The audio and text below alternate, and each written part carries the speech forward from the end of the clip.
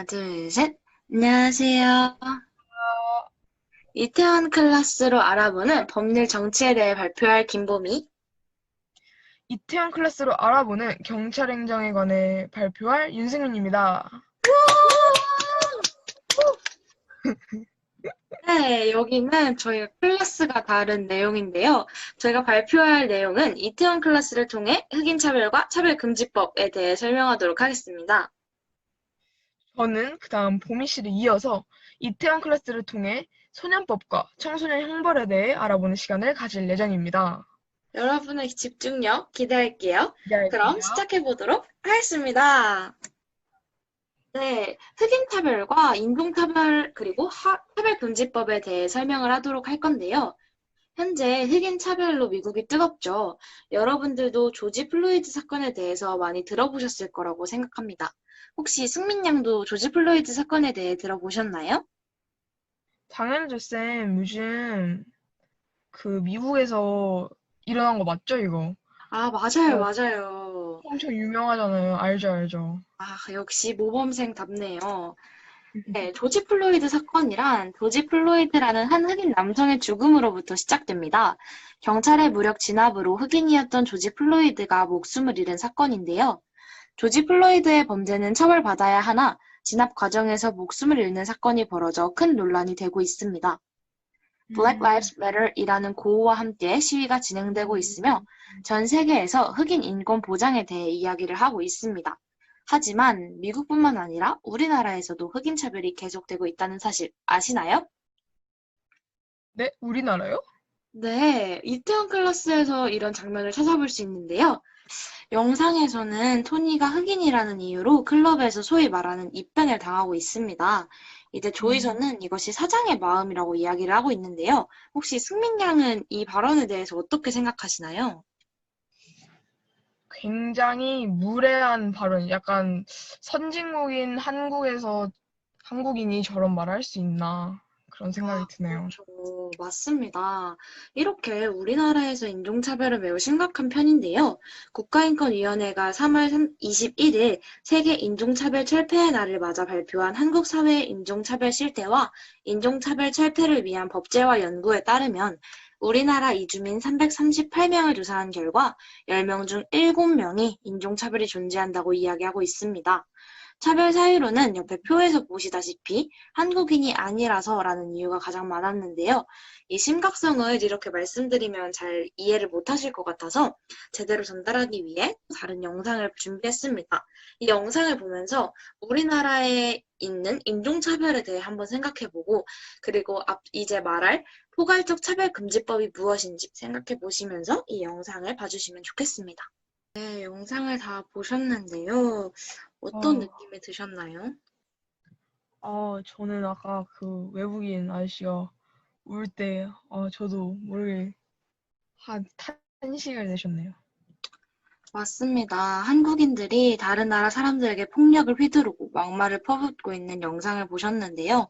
이 뉴스는 2018년 8월자 뉴스이지만 아직까지도 우리나라에서는 인종차별에 대한 처벌을 내릴 수 없습니다. 그에 대응하는 법이 아직 존재하지 않기 때문인데요. 이에 유엔 인종차별철폐위원회에서는 포괄적 차별금지법을 제정하라고 권고하고 있습니다. 그렇다면 포괄적 차별금지법이란 무엇일까요?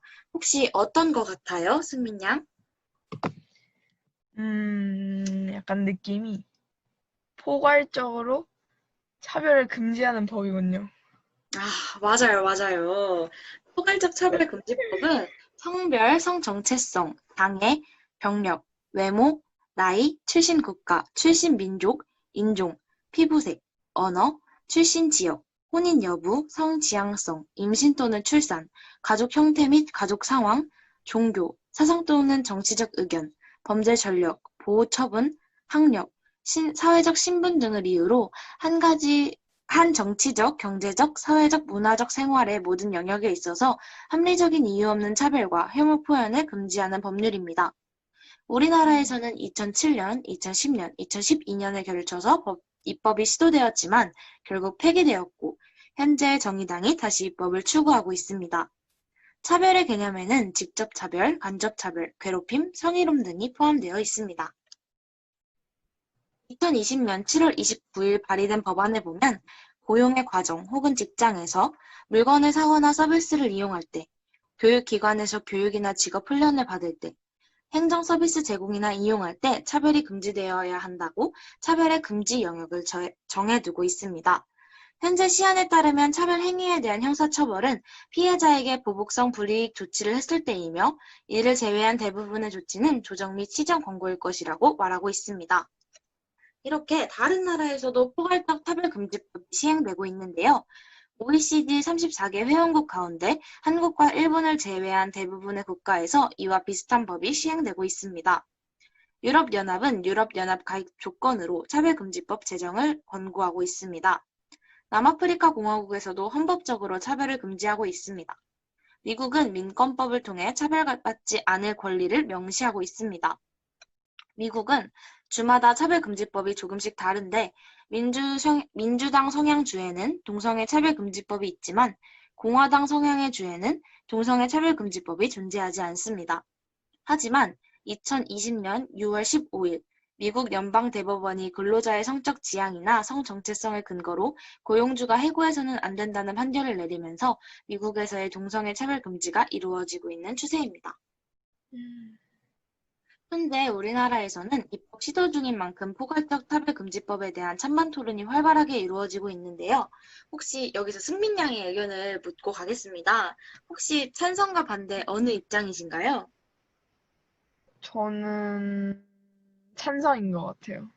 네, 이렇게 많은 분들이 찬성이라고 생각을 하실 것 같은데요. 이와 만만치 않게 반대 의견도 매우 많습니다. 먼저 반대 의견에 대해서 얘기를 해볼 텐데요. 첫째, 표현의 자유의 침해라는 입장입니다.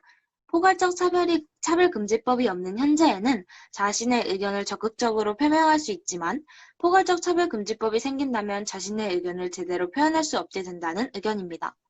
이를 근거로 해외에서 시행되고 있는 차별금지법의 폐해에 대해서 말할 수 있습니다.